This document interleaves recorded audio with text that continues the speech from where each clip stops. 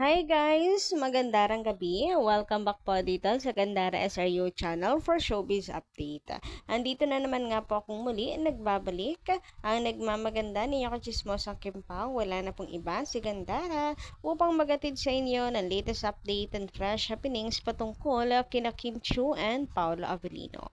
And para nga sa gabing ito, ang tatalakayin natin at pag-uusapan ay may kinalaman sa pakiusap ni Paolo Avellino. Ayan, at meron po siyang panawagan para sa mga fans. So, alamin nga po natin yan dahil napaka-importante na alam po natin ito para maging aware din po tayo sa mga do's and don'ts.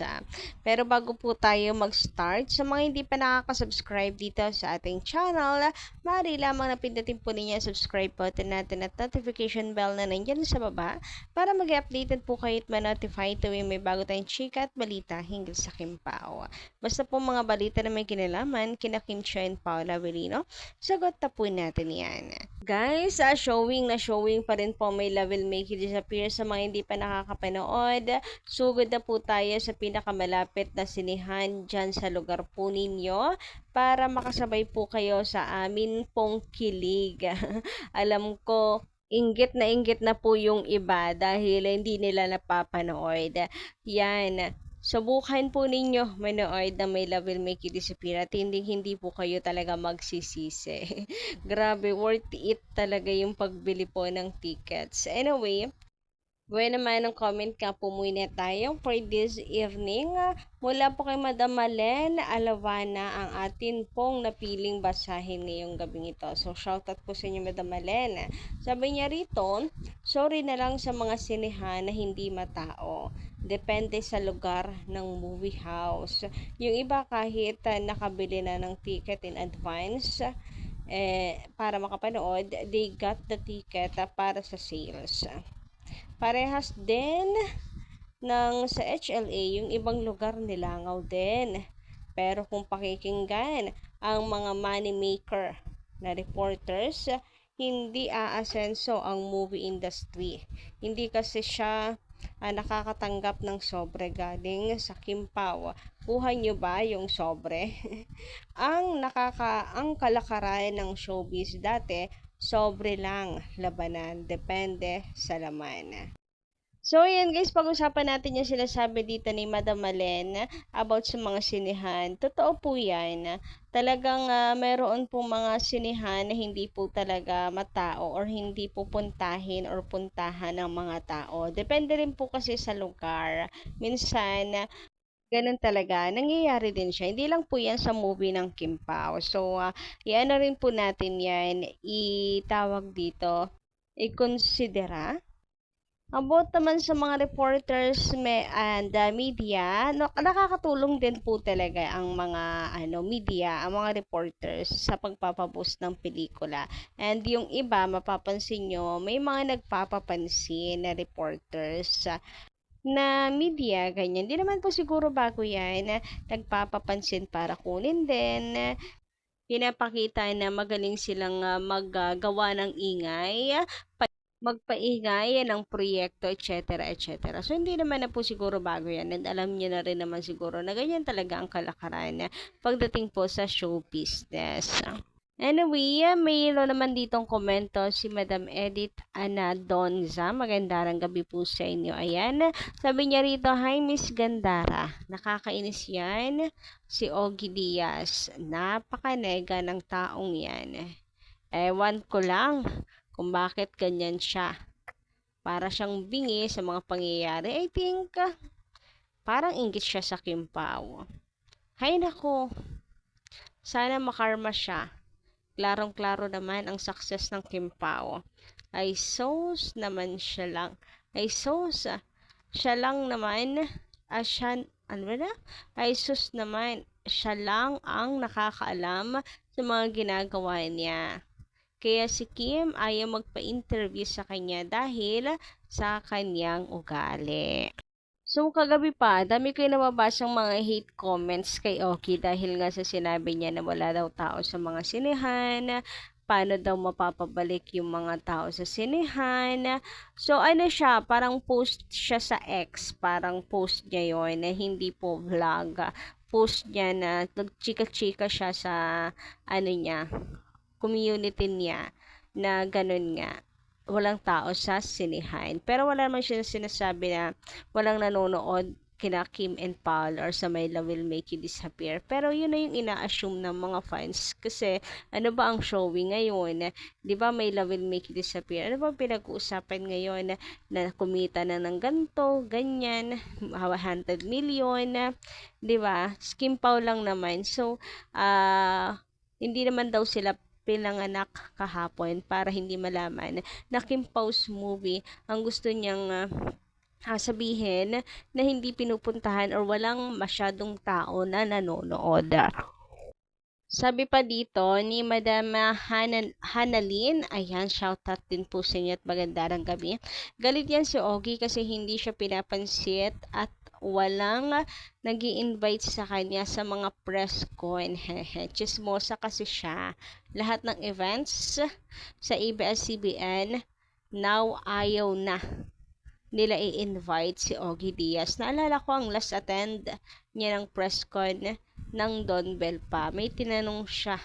Hindi sumagot si Donnie. Si Bell sumagot at matapang yun. Pagsagot ni Bell mula, pinipilit niya kasi yung issue ng mga bashers kay Donnie about Kat. Puro gawa lang naman yung kwento na yon. Sa Kim Pao naman, ayaw magpa-interview ng Kim Pao sa kanya. So, ang dating parang kung ayaw magpa-interview, itatopic at magchichika na lang. Ayun siguro. Kaya, laman ng balita niya sila Kim and Paulo. Pero pagdating sa pagpo-promote na My Love Will Make You Disappear, parang bilang fan ng Kim Pao, parang matik na ipopromote mo siya.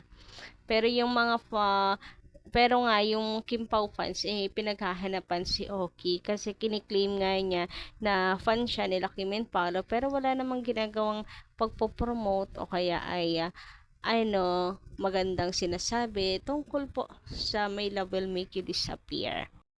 Samantala, pag-usapan naman nga natin si Paolo Avellino. So, meron po siyang i-share sa kanyang social media na paalala para sa mga fans. Pasimpleng paalala ni Paolo Avellino. So, una, nagpapasalamat siya sa mga nagmamahal, sumusuporta sa My Love Will Make You Disappear.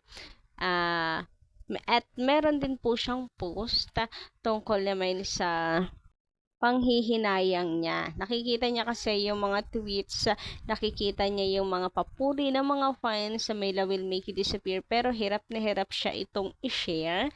Hindi niya kaya dahil meron nga pong nag-spoil ng mga videos na hindi dapat ilabas.